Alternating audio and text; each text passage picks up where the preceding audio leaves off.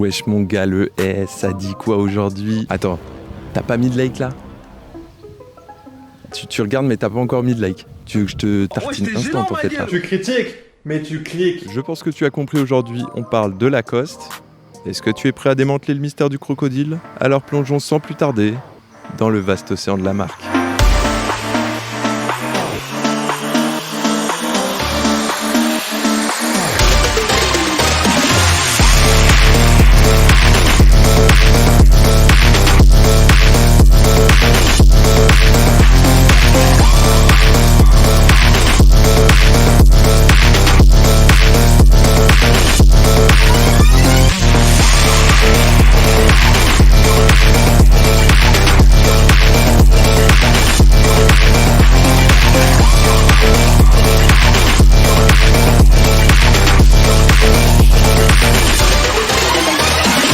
Si je te dis polo, croco, tennis, BCBG, banlieue, directement tu penses à Lacoste. Aujourd'hui, je te propose l'analyse du siècle de la marque en passant rapidement par son histoire, puis par ses techniques de communication diverses et très calculées, contrairement à ce que l'on pourrait croire.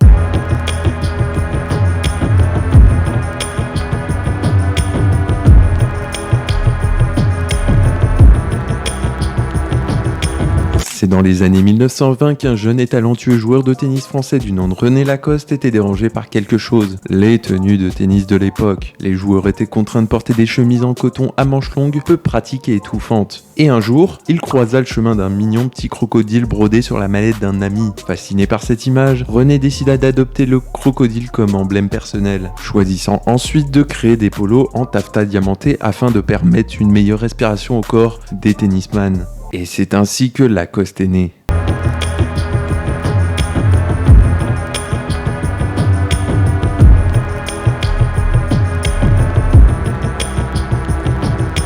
La marque réalise un chiffre d'affaires de 259 millions d'euros en 2021. 2 polos Lacoste sont vendus chaque seconde dans le monde, soit plus de 30 000 par jour. 95 € est le prix moyen d'un polo. Les campagnes publicitaires font augmenter les ventes de 8% en volume et 13% en valeur. Le panier moyen d'un client dans la boutique Lacoste des Champs-Élysées est de 190 €. Cette même boutique réalise un chiffre d'affaires de 70 000 € par jour.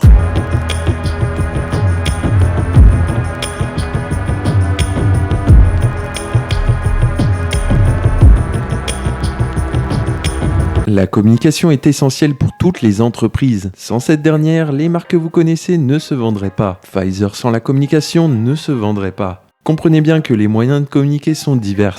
Publicité, gouvernement, presse, artistes, sponsoring, réseaux sociaux, internet, lobbying, bouche à oreille, à la cour de récré ou à la pause café. Et dites-vous bien aussi que moins une publicité se voit, plus elle est efficace. Rolex? Omega. Magnifique. Tout est du bullshit pour vendre. Tout. Bon, là on parle de Lacoste tout de même. Il se donne une image haut de gamme tout en étant accessible en même temps. Sa stratégie est claire. Cibler les jeunes générations 18-35 ans urbains en capitalisant notamment dans la scène hip-hop.